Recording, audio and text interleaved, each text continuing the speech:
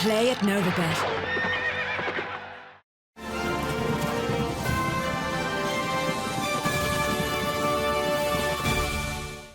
Hello and thanks for tuning in to another episode of the Irish Angle in association with Novibet. It's the last episode without Vincent Finnegan. He'll be back next week for anyone who might have been missing him all along. It's just me and Johnny back again today to have a look back on last week. Johnny, Vincent's in Spain, but it's a bit like Spain and Ireland at the moment. Did you get up to much the weekend? You were racing in Wexford, I think, were you? I was in Wexford, Emma, went for a cycle on Sunday morning, enjoying the lovely weather, and was able to watch the racing then after. And Wexford was very lively. You know, I was talking to the racecourse manager, Ursula Sinnes, and you know, I was just kind of I was sympathetic towards Wexford because there were probably more cancellations than any other racetrack because of the rain that we've had over the last sort of 6-8 months. And she was saying that, like, basically I think since last July, every time she's walked the racetrack, pretty much she's had something on her to deter the rain, and this was the first time this week that she hadn't. And there was a really good buzz in the place. Like, it was we've so many meetings on during the week at the moment. I think we've way too much racing, to be quite honest. But when you have a weekend meeting, and Wexford had been kind of starved of racing, and it wasn't a great card, but it wasn't a bad card, and there was a good buzz in the place. And, like, you know, when the horses were coming to the second last, there was a roar from the crowd, and we shouldn't take that for granted anymore, because that's when I got into racing. That was at every meeting. It's not the case anymore. But there was a good buzz in the place. Met a few of the locals. The betting ring was busy as well. So yeah, I enjoyed it. Yeah, Wexford, it's always somewhere I like going racing as well. There's always a bit of a buzz around there. It's a nice track to go to as well. But I suppose, like you mentioned, plenty of racing last week. But I think before we dive into racing, a few kind of things else that happened last week, I suppose. To start off, sad news, I suppose, that Harchibald passed away at the age of 25. I was lucky enough to go visit him there. I think it was just before Cheltenham. He was down in Cork with a woman, Danielle Hurley, and her husband Johnny. I think Johnny was head man to Noel Mead, and they got him in retirement then. And it's safe to say he lived out the rest of his life in fair royalty. He had a great life down there. Kind of nice quotes from Paul Carberry and Noel Mead as well during the week. They both said he was their favourite horse of all time. Probably most notorious for that defeat in the 2005 champion hurdle, but he was a seriously talented horse, 5-time Grade 1 winner. Johnny, I saw you had a little tribute to him yourself up on Instagram. Were you a big fan of him? I was, Emma, definitely. Like, and that's I wasn't really into racing that long when Harchibald came around. The first time I remember watching Cheltenham was in 2003, and I think that was the year, if I'm right, that the first running of the Supreme Novice Hurl I remember was won by Back in Front. And when I was in college that time, I went to I joined the racing society. There was a small racing society, and I kind of got friendly with the characters. But we did a racing trip planned, and it was to Limerick. So we had a kind of a student day in Limerick. But, like, if you think of the student days at Limerick now, this was like a million miles from that. There was a bus from Dublin. I can barely remember us even having a drink. It was it was a midweek meeting, and it was very kind of like, you know, it was fairly run of the mill. Like, it wasn't one of these mad student days at all. But I remember Back in Front won on that card, and that was his prep for Cheltenham. And Back in Front, Native Upmanship, and Harchibald have all passed away in the last week or so, which is kind of shocking, really, when you think like that. They were horses that would have had a big role in my life, kind of growing into racing. Native was one of them horses that was kind of lucky to be around at a time before the Ryanair Chase came into being, because he was very much a 2.5 mile type horse. Brilliant horse for Arthur Moore and Conor O'Dwyer. But Harchibald was my favourite of the lot. And you say he was notorious for Cheltenham. I'd actually think, if I was a bookmaker, anyone who gave out about the ride at Cheltenham, I'd lay him a bet every day of the week, because I don't think he'd understand racing. You know, Harchibald's problem at times was that he was very good at jumping hurdles. He was the best exponent I can remember at the beauty of a hurdler jumping at speed. And, like, everyone goes on about the chasers, and rightly so, and 2 mile chasers, and how good they can be when you look at them jumping a fence, and how the poetry of it all. But Harchibald made hurdling poetry himself. He was brilliant at his hurdles.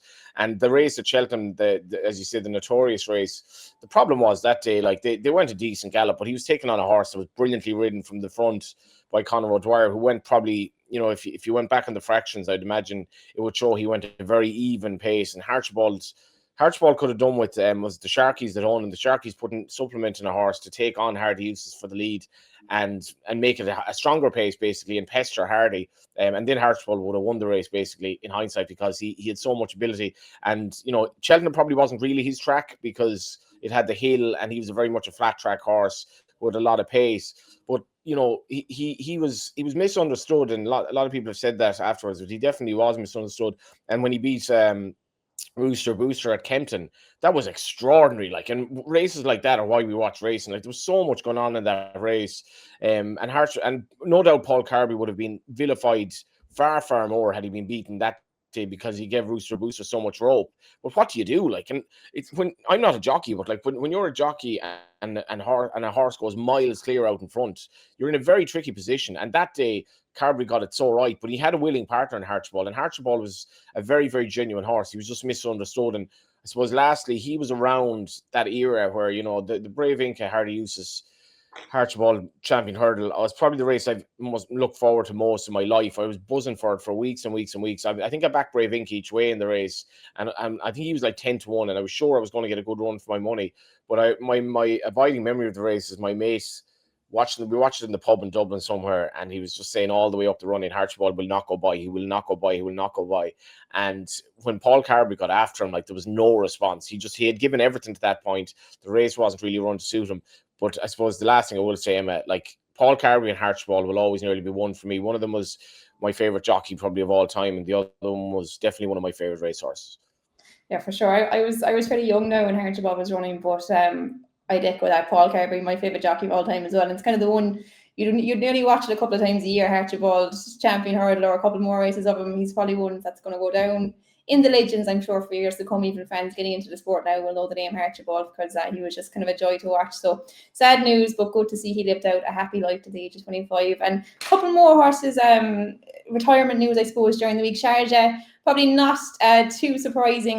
He went out at the top, I suppose. Nice way to go out after playing a massive part in Willie Mullins' British Championship reign, and obviously he was a massive horse for Patrick Mullins as well in his career. I think Patrick won 5 Grade 1s and a Galway hurdle on him, so nice to see him going out at the top to live a happy retirement. And Cara Gramble, I thought, was a slightly more surprising one. I suppose, look, he didn't fire in Punchestown after unseating early in the national, but I thought like he showed plenty of promise in Cheltenham in the Gold Cup. I was slightly surprised by that one, Johnny. Did that take you back a bit? Yeah, I wasn't expecting it, to be honest. Like, Sharjah as an 11-year-old, and you see Willie Mullins with horses in the same colours, when a novice chase Grade 1s at 12 years of age. So it was surprising, but not as surprising. And I to be honest, I like to see this. I remember when when Doran's Pride was retired by Michael Horrigan, he brought him back to racing because he said the horse hated retirement. And some horses are probably like that, in that like they want to be racing. But like, I think for connections, like Sharjah's run 50 races. That's an awful lot of races for a horse of his caliber. And you're looking at his record, like he was in the top 2 23 times. He was, most of the time he ran, he was in the top 3, won all those Grade 1s, and will forever be synonymous with Patrick. And as you say, like that win in Ayr, that was a nice pot to win. And it was rare enough actually that Paul Townend rides Harchibald, and like I'd say he got a great kick out of it that day. He was far from a certain stayer over 3 miles. He's basically been a 2-mile horse most of his life, and I'd say he got a great kick out of it. They won a nice prize, and it was actually quite significant at the time for Willie's battle. And then obviously he disappointed a bit at Punchestown, but I like to see owners like not flog horses, to be honest, because if they felt the time was right, for me, it's the right thing to do. And like, horses deserve to be looked after. You talk about Harchibald, the good horses generally get pampered in retirement, and I'd say they generally enjoy it. Cara Gramble, I was a bit more surprised, like, considering what he did at Cheltenham only, a month and a half ago or whatever. It was a bit of a surprise, but yeah, there we are. Yeah, so it goes. I suppose Sharjah, like, he's, I think, 6-time Grade 1 winner over hurdles, but maybe he might slightly fall under the bracket because of a few of the superstars he bumped into. But I just think winning that 3-mile chase after being like a top class 2-mile hurdler kind of speaks to the ability of a horse. Like, so you'd often hear a trainer saying like the best horses come in over any trip, and Sharjah obviously proved he could do it over any trip as well. But yeah, happy to see him going out at the top. But we'll go on to some of the flat racing then for the week. I suppose to start off, the Dante at York, always a massive trial for the Epsom Derby picture. Economics, the winner of that, really taking victory. Like I suppose people might have been knocking it a bit afterwards. He was quite an inexperienced horse coming into the race, but I thought like having a horse like Ancient Wisdom, he was a Grade 1 winning 2-year-old in the field. I couldn't knock it too much, to be honest. Surprising then, he was in the Derby, they took him out. Will they be tempted to put him back in, Johnny? I mean, yeah, like this was completely mad to me. Like I've never heard of a horse being taken out of a race who then would need to be supplemented. I actually can't remember this. I'm sure it's probably happened a lot. I've no recollection of a horse being like entered the Derby, like, which obviously, I mean, any horse worth his salt, I suppose, that's shown a bit of promise and well-bred will get the Derby entry just in case, and if the owners have the money or whatever. But to be put in the Derby and then taken out is mad. And like Derby contenders are basically falling like flies this season. Like Ancient Wisdom rated 115. I think that's quite flattering when you look at some of the ratings in behind. But I would have thought Cambridge was a solid enough sort of horse in the race, and he absolutely destroyed him. And like, you know, Willie Haggis afterwards was saying, you know how with Baaid, he was kind of very patient with them, and maybe Epsom wouldn't necessarily suit, but the Derby's the Derby. And just looking up his pedigree today, I went down a bit of a rabbit hole here. He's actually a half brother to Susie Mack, who was by Dawn Approach, and Susie Mack actually won an all-weather bumper. And Dawn Approach would be, at this stage of his career, would be more of a stamina influence to an extent than Night of Thunder. But like, you're looking at the race, and like, for me, it's odds on he'd definitely be odds on to get the Derby trip, looking at the way he ran in the Dante. And as I say, like, if you have a half sister who won a bumper, that's quite encouraging, being by Dawn Approach, who isn't a massive stamina influence. So for me, I'd be definitely running the horse in the race. So just looking at the prices this morning, like City of Troy is very much a clear favourite, and like he is. We were both there last week, and maybe Aidan will convince you, but he's massive questions to answer. I generally feel at the moment, Emma, that like Irish racing is going through the equivalent of what British racing is going through over jumps. I think we're very much in the inferiority at the moment relative to the British flat horses, and this is primarily because Britain has Frankel and Dubawi, and Ireland does not. And Ireland doesn't have Galileo anymore, and doesn't have an outstanding stallion. Let's be honest. Even the top Coolmore sires now, you know, Noni never hasn't had a classic winner. You know, they'll have a scatter of stallions that'll get good horses, but the Galileo is gone. So the Derby picture for me is quite muddy. And if I own this horse, I don't know about you, I definitely be running the Derby. Like, the Derby is still the Derby, and if he doesn't stay good and well, so for me, if he ran, I'd be backing him in the race. And I'd definitely be thinking that there's a major question mark over City of Troy. Yeah, I'd be with you there. I actually heard William Haggis getting interviewed. I think it was on Nagle Daily podcast earlier in the week. It was actually before the Dante. And I think, his 1996 Derby winner, he kind of compared him to the kind of similar horses at certain stages of the career. Obviously, he won the Derby that year, but I think he said he was never the same horse again after it. So he was worried kind of more of the long-term career of the horse. But at the same time, I think we were both there when Aidan O'Brien was talking about the Derby. Like, there is only one Derby. It's kind of the defining race of the whole generation, I suppose. Coming out of it, like, was it the day before the Dante they took him out? Like, I mean, it was a brave and strange move. Yeah, it'll be interesting to see what they do, because he would certainly be a massive player if he shows up at Epsom. Like you said, the race has fallen apart a bit this week. Arabian Crown pulled out as well. City of Troy, I think, is he 2-1 favourite now after that performance in the Guineas? I mean, it seems a bit mad at this stage, but yeah, it's going to be an interesting one when it comes around. It won't be long coming either. But I suppose at York, because then we'll stick at York on Friday. Yeah, Vauban actually. I suppose the Sayers picture, the Gold Cup picture, lightened up a bit. Kyprios and Vauban both out on Friday. Kyprios, I suppose, look, he missed a lot of last year. He came back in the Irish St. Legend. He was second. Two wins already this year. Johnny, do you think he looks the same horse again? I think he's gone into 5-4 even money with some firms for the Gold Cup. Does he deserve to be that price? Yeah, like, I suppose he probably does, but like, if you look at Racing Post ratings, he's obviously beaten Queenstown this season. He's not at the level he would have been at when he was at his best. And it is tough now for a steer like that. He's 6 years of age. He's had a very interrupted career. I mean, I spoke about Sharjah. He's been an incredibly consistent horse, Kyprios, and you know, the public does kind of latch on to stayers very much. You know, Yates would have been a very, very popular horse, and I'm sure this fella will have He's a fantastic pedigree as well. I'm sure he'll have a very good career as a national hunt stallion. But yeah, like it's not a race that put an awful lot of kind of analysis into this the Gold Cup at this stage, but he does look good, and you'd imagine Aidan is bringing him along very much with a view to Ascot. Like he's not going to be 100% at this stage of the season, and I thought he was kind of workmanlike at Leopardstown. Like he was 12-1 on. He wasn't overly impressive, but you know, you look at Yashin in third. I think like Yashin is a very solid type, rated 105. I'd say he ran his race. You know, Jesse's horse are in very good form, and he was a lot better than him. So he's. For me, he's still the horse to beat in that division, but like at that sort of price, I wouldn't be getting too excited. Yeah, I kind of mentioned the Yorkshire Cup briefly there. I actually thought that Vauban ran quite a good race there in second. Like I suppose going into last year's flat campaign, he was after a really tough year hurdling, but he's coming into fresh now, and like kind of similar to Kiprios, I'd say Woody's probably running in with Butte later on in the year. So I'm interested to see how he'll get on if he hits to Ascot as well. But yeah, sorry, yeah, and just as well, actually, the same day, Emma, and it would have gone a little bit unheralded, obviously. Like Vauban, I'm not 100% sure what the plan is with him, but I'm sure they'd love another go at Down Under. The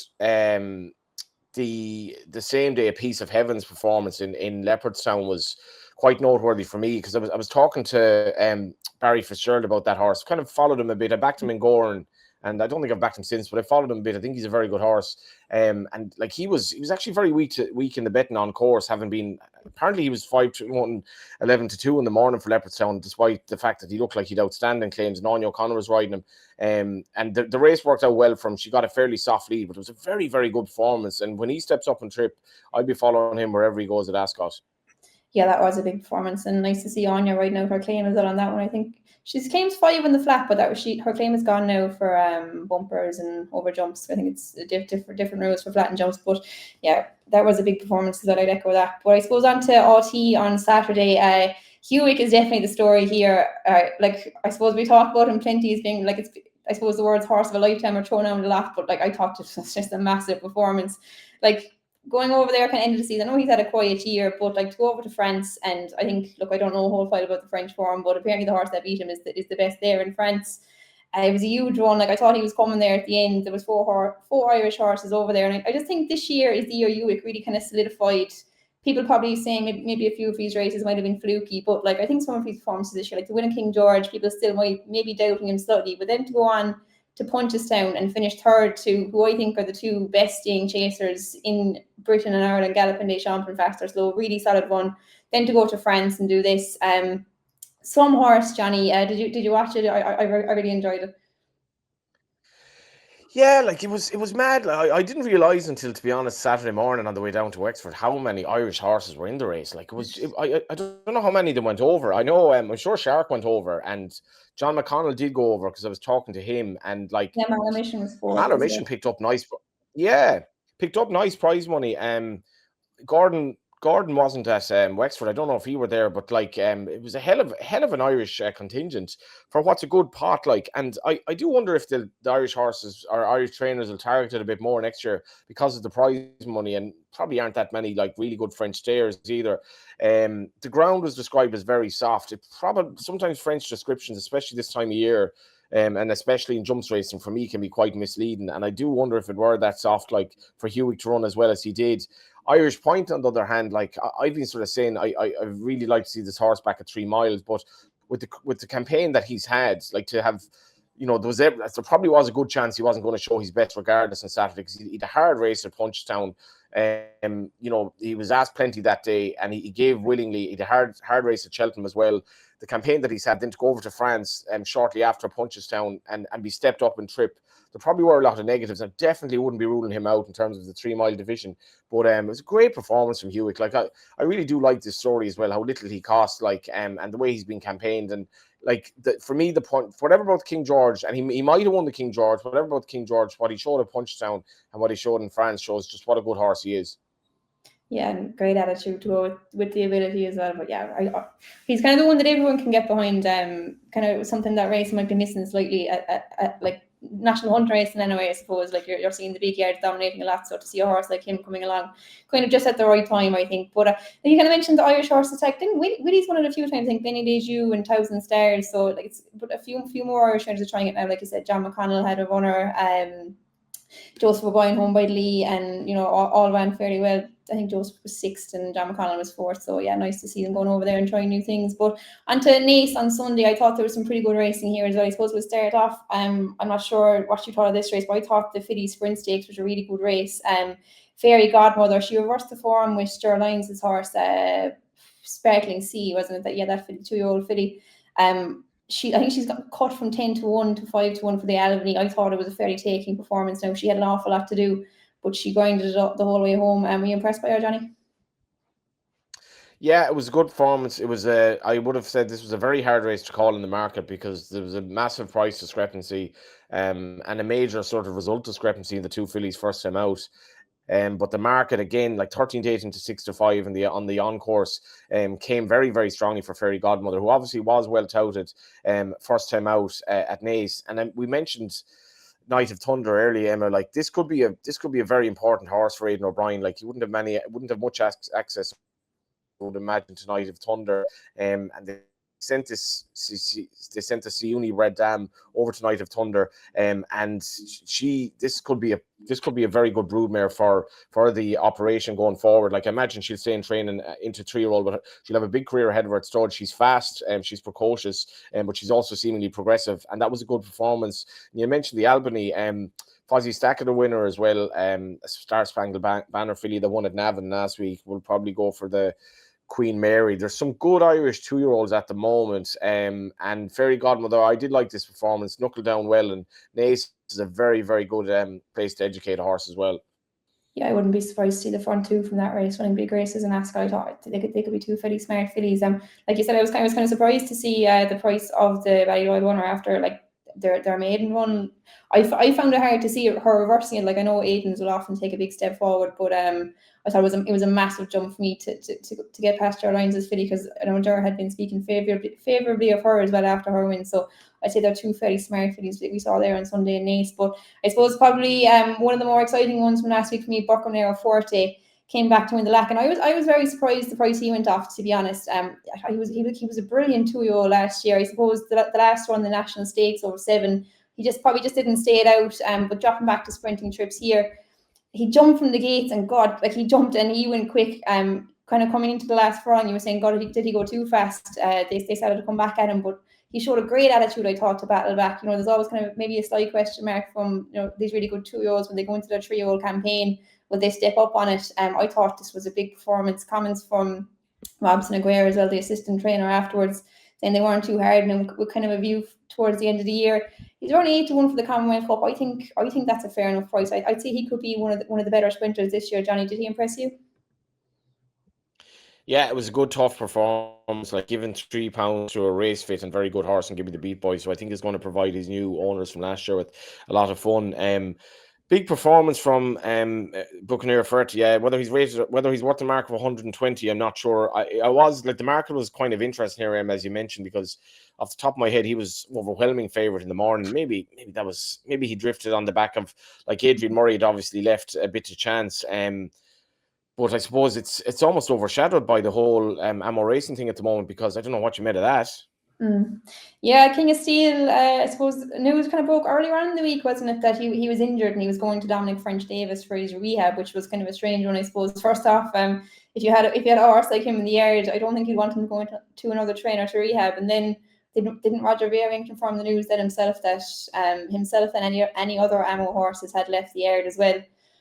Like it must be very, very tough for a stable like that, like to lose a horse like King of Steel after the performances last year. But I thought the quotes from Roger Varian were really dignified in the situation. I thought, like, he mentioned David Loughnane, who trained him as a 2-year-old, saying, he didn't have this horse the whole way through his career. David Loughnane had to watch him having all the fun as a 3-year-old last year. It was a strange move, and I don't know what you thought about the interview with Kia at the weekend. Like he's not neither confirming or denying that the horse will go back, which it's an odd situation, isn't it?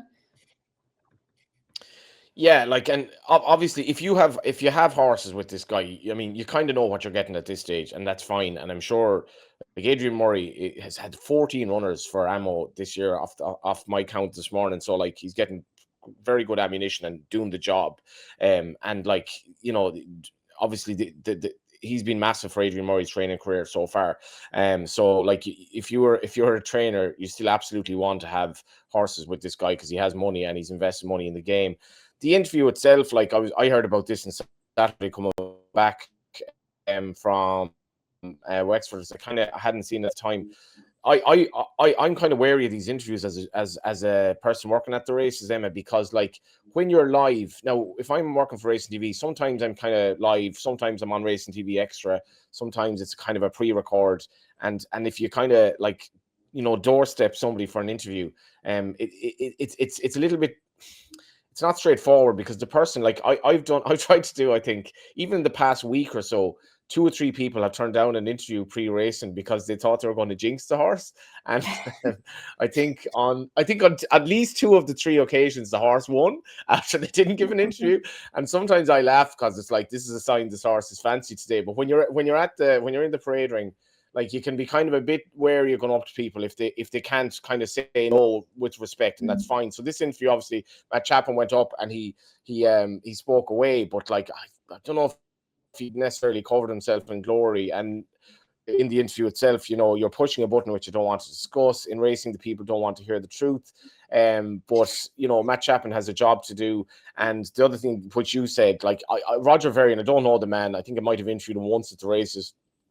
Comes across as a really classy guy, and I think people when they're dealt a setback like this, people will respect you because they'll have some sympathy for what happened, more so because of the, as you say, the class with which he carried out himself afterwards. Yeah, for sure. You can imagine, like, as a trainer, to be so hard to be in that situation, but he handled it very, very well. In fairness, his sports were really, really dignified, and pity, I suppose, to miss King of Steel for the whole summer. But it'd be interesting to see what yard he'll go to next and how he'll come back from his injury. But before we wrap it up, Johnny, I'll ask you for a horse to follow from the past week. I'm going to give. It was actually my Irish Field nap at the weekend, and every time I'm having like a really lucky season in the naps. I finished second last season, and Brian Sheeran was one of my kind of main rivals in the last season. And like every time I have a winner now, and not bad prices at the moment. So you're very lucky because you're tipping at SP, so it's in the lap of the gods. But every time I have a winner, Brian Sheeran seems to have one as well. And it was the same this weekend. There were four winning tips. One of them was mine, and one of them was Brian Sheeran. So I despite having my best year ever by a long stretch, I still can't actually get to the lead of the thing. But I did tip Birdman, who was sent off 9-4. And to be honest, what I thought was a bit of a 2-horse race with the horse that was scratched in the Yates Stakes at Navan. I don't know what you made of this, Emma, but like he's a horse, but I like the fact that he's by Free Eagle. He looked green on his debut. The form had worked out via Harball. He looks a real stare in the making. Jesse's horse is flying. He won this very, very easily, I thought. And I like him going forward. I've mentioned probably 3 stares now that could be run the Royal Ascot. But he's a very nice horse and good as well. He handled what was good to yielding ground, because being by Free Eagle, you'd be like, he might be soft to heavy sort of type horse, but he looked good. Yeah, he was impressive, and you said Jessie's absolutely flying at the moment, isn't she? But I'm going to give, I'll keep it boring. I think Broken Forte for me. I didn't actually see the race live. I was down in Thurles at the Cork match, but and I saw just the result on the app or whatever, and he only won a head. I was expecting him to win a bit better than that, and then I watched the race back, and I thought he was impressive despite like the kind of narrow margin of victory. I'd be surprised now if he didn't develop into one of the top sprinters for the year. So I think him going to the Commonwealth Cup at Ascot, I think he will be fairly hard to beat there. But thanks very much, Johnny, for all your contributions, and I hope everyone listening enjoyed. Vincent will be back to take over hosting duties next week, which is probably no harm. And I was actually in Joseph O'Brien's this morning as well, doing a stable touch. That should be up on the channel tomorrow. So if you like the content, make sure and like and subscribe.